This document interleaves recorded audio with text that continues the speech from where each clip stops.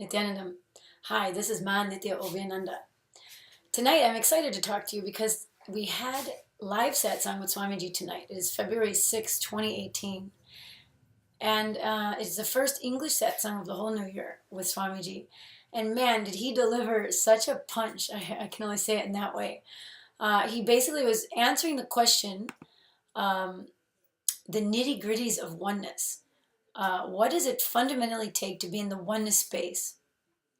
Oftentimes when you're doing spiritual practice, you're told to have like an imagination, to imagine something or to visualize something, or to make a declaration. There's many different techniques that are used.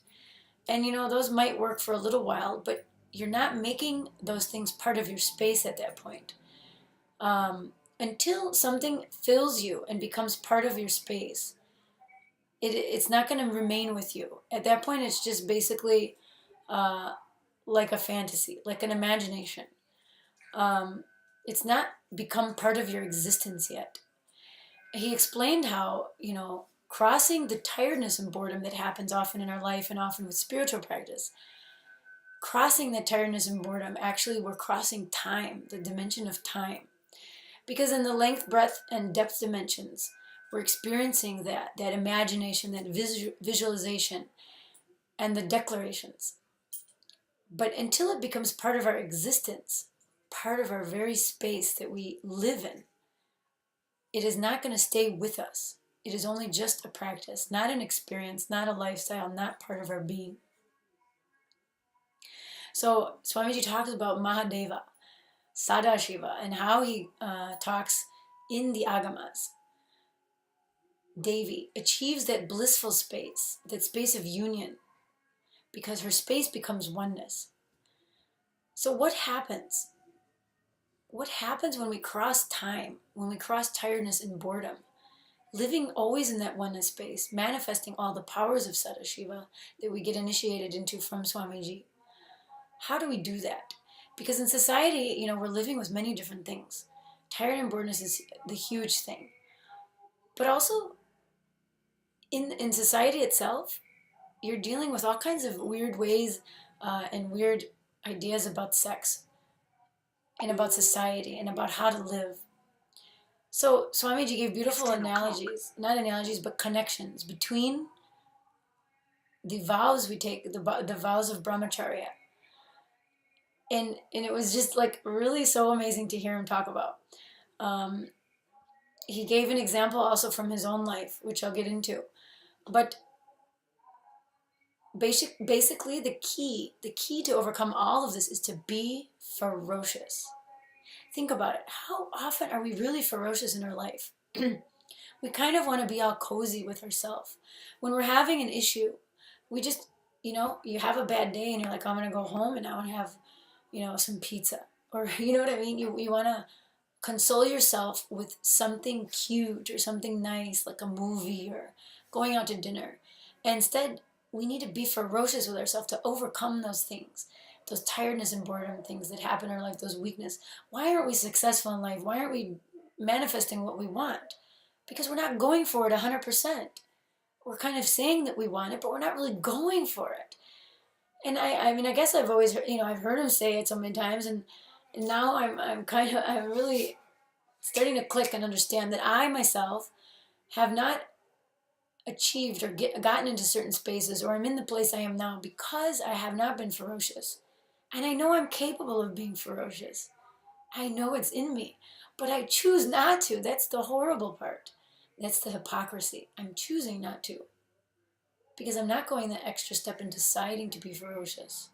So now Swamiji initiated us tonight, and that's the thing. You have to watch satsang every night because he gives us these beautiful clicks, and then he initiates us into those powers or understandings or deep truths that he's speaking of. And tonight he gave us the initiation. I really feel like that click. Okay, I need to make a decision to be ferocious with myself continuously.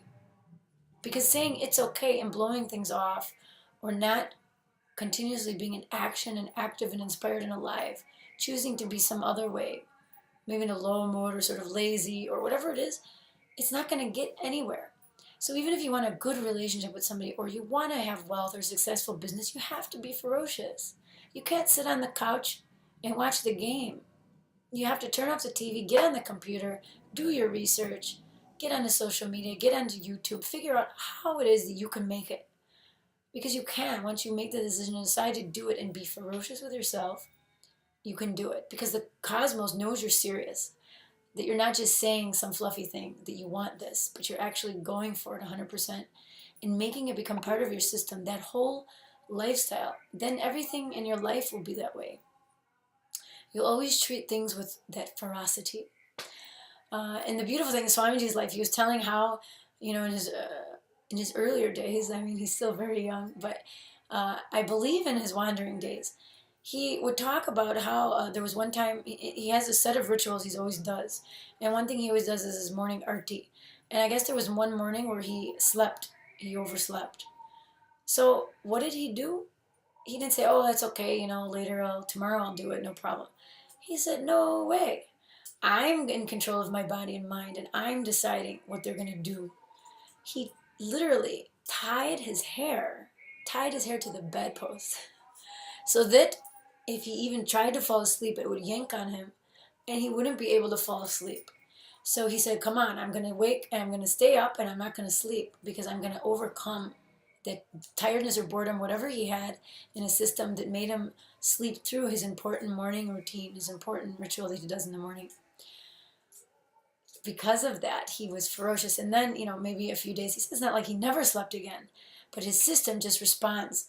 And even now, his body and mind know there's no way once he makes a decision that he could be swayed by anything. Not any hunger, not any pain, not any tiredness, boredom. Nothing can stop him. Nothing. So that's how we train ourselves. That's how we train ourselves to be strong and authentic and also in that oneness space. Because the only thing that really gets us out of that oneness space is our mind and our body, right? If we're in pain or tired, we get out of that space. If we're in an incompletion or upset about something or mad or having emotional, chemical imbalance that happens in the body, and that hormonal gush, that hormonal thing that drives you away and drives you nuts, if you don't have that ferociousness and you're giving into all of those things, you don't understand that oneness space and that connection with the divine, the cosmos, your consciousness and your body, which is the purpose for being here. So the answer is ferociousness. So that's what we need to have. And it's just really amazing. Swamiji talks about things and he may say it in a different way and it's a completely new thing for us. It's new and beautiful. And it takes us step by step through, because if one thing didn't click with you, another thing will. That's why it's so important to watch satsang with him every day. So in English, it'll be Indian Standard Time, 8 p.m. And the Tamil live program is in the morning time in India, 7 p.m. I'm sorry, 7 a.m. So if you live in the U.S., you have to flip that. So check the timings on, the Google time, what time is it finder. And you should watch Swamiji, learn to do it.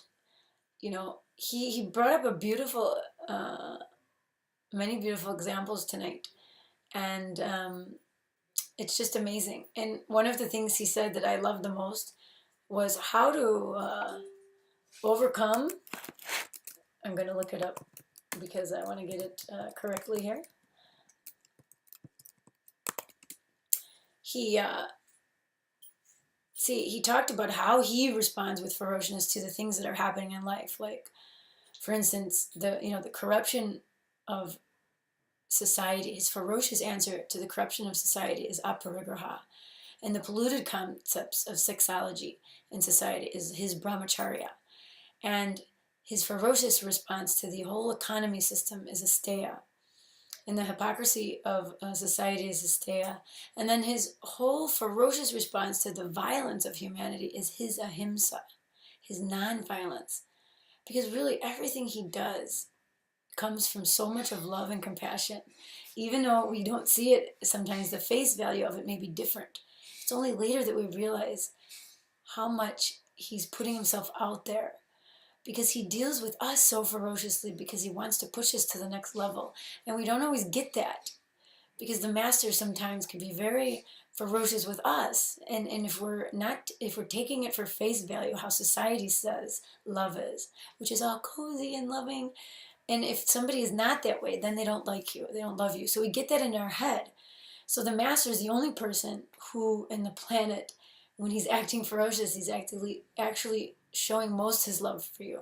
So, I mean, how hard must it be for him to be like that, so ferocious, you know, and make you do something, or not make you do something, but push you to your level, to push you out of what you're dealing with into a higher space. So he just continuously amazes me, and I just, every moment, you know, is amazing living with Swamiji. So I really appreciate his satsang tonight. And you'll have to watch it on YouTube. Once it comes on YouTube, I'll include the link in the comments of this video. So I hope you enjoyed tonight, and I will see you next time. Nithyanandam.